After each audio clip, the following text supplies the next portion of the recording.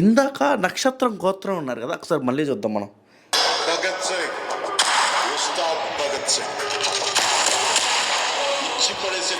ఇచ్చి పడేసే గోత్రం,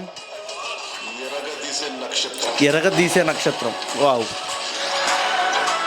ఉస్తాద్ భగత్ సింగ్ ఇప్పుడే ట్రయల్ వదిలారు. అంటే నేను ఫస్ట్లో ట్రయల్ ట్రేజర్ వదిలినప్పుడు అసలు నాకు నచ్చలేదండి. ఏంది పవన్ కళ్యాణ్ సినిమా అంత ఊపు లేదు, హరిహర వీరమల్లు కూడా అంత ఊపు లేదండి.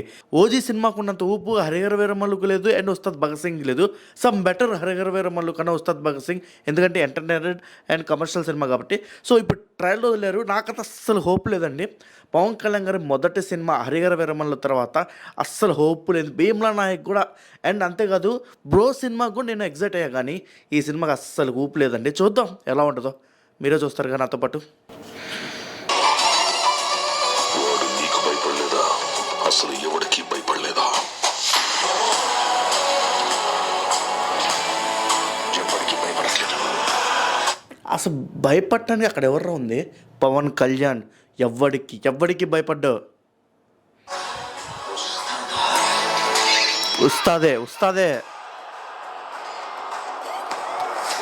ఇస్తుంది, కొంచెం ఇస్తుంది. ఫ్యాషన్ అయిపోయింది. చూపిస్తా అర్థం, భావం, అవసరం.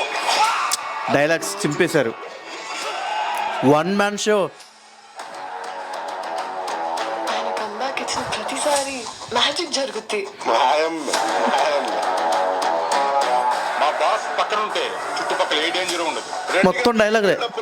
కొంచెం ప్రాస కోసం ప్రాణం మీద తెచ్చుకోకండి. చూస్తున్నారుగా అతను ఇక్కడికి వచ్చి తెగ డిస్టర్బ్ చేస్తున్నారు.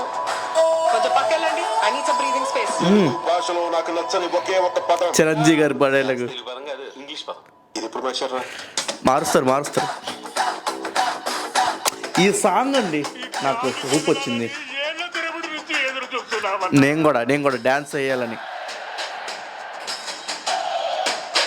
బిగ్గెస్ట్ సెట్ అంట, చూడాలి థియేటర్లు ఎలా ఉంటుందో. మన జీవితాన్ని మనం లైక్ చేయడం, మన జీవితానికి ఎవడెవడో లైకులు కొట్టడం కాదు. బా ఎందుకో ఈ సినిమాలో కొంచెం బాగా కనబడుతుందండి. ఎక్స్పెక్టేషన్ లేకుండా చూస్తున్నా కదా. ఇచ్చి పడేసే గోత్రం,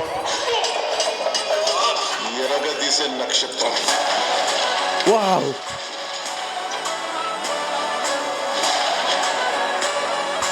ఈ దేశపు మగవాడు పొట్టు పెడితే ఎలా ఉంటుందో చూస్తావా?